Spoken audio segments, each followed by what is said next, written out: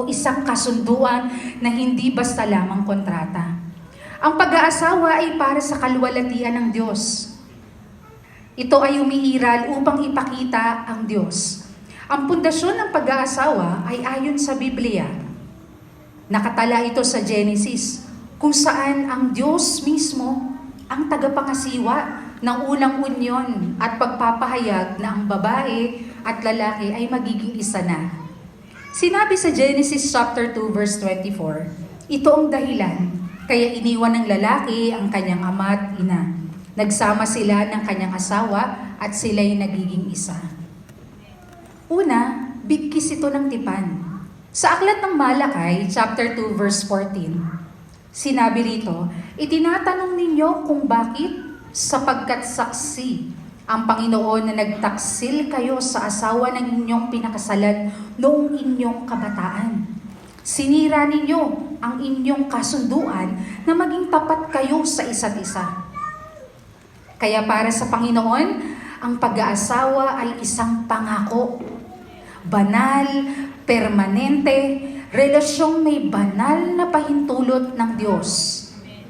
Di gaya sa kontrata ng mundong ito na madaling masira. Lalo na kung ang mga kondisyon ay hindi nasunod. Tandaan na ang pangako ay pinagbabatayan ng walang pasubaling pangako at paggalang sa isa't isa. Kalawa, ito ay parang panaling hibla. Sabi sa Mangangaral, chapter 4, verse 12, kung ang nag-iisa'y maaaring magtagumpay laban sa isa, lalo na ang dalawa, ang lubid na may tatlong pilipit na hibla ay hindi agad malalagot.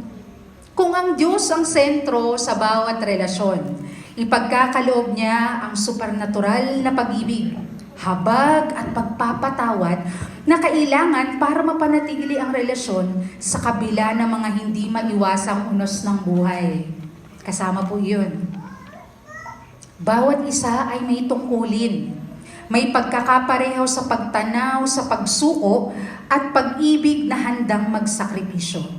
Sabi ng Epeso, chapter 5, verse 21 to 33, may magandang banghay dito na sinabi, may katumbas na masiglang kapahayagan ng pag-ibig at paggalang na pumapaloob sa pag-aasawa. Una dyan, ano ba ang katawagan ng mga kalalakihan o ang asawang lalaki? Mga lalaki, nasaan ba po ba kayo, mga asawang lalaki?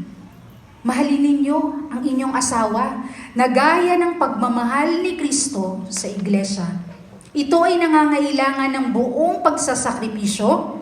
Unahin ang pangangailangan ng iyong asawa, pagpapanatili ng kahalagahan, pag-aalaga sa relasyon, at pagsasama ng mag-asawa. Mga kababaihan, hindi po tayo exempted. Meron din po tayo.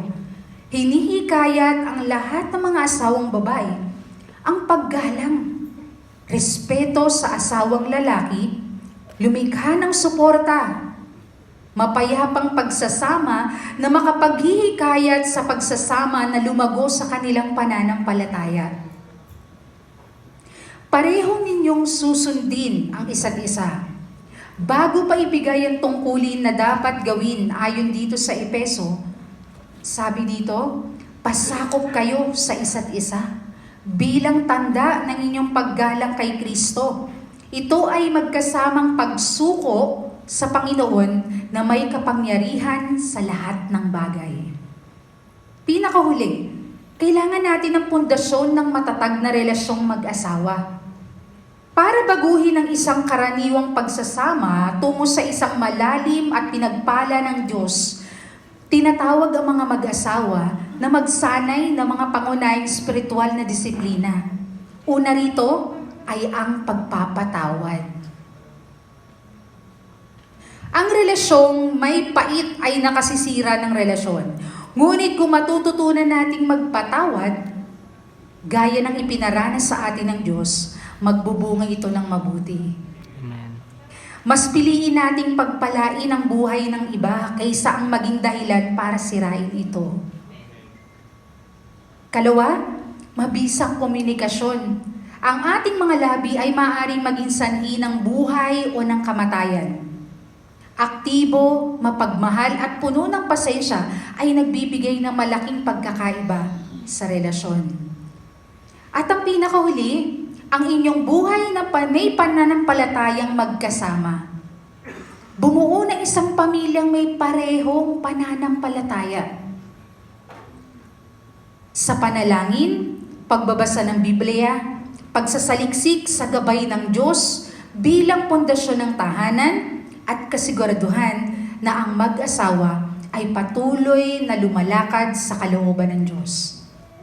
Ang pananatili sa relasyon bilang mag-asawa ay hindi pamantayan ng pag-ibig, kundi ang pagpapanatili ng isang kasunduan o tipan gaya ng relasyon natin sa ating Panginoon. Tayong lahat po ay manalangin. Panginoon, maraming salamat sa mga oras na ito. Alam namin ang mensahe ng katotohanan na tunay na magpapalagay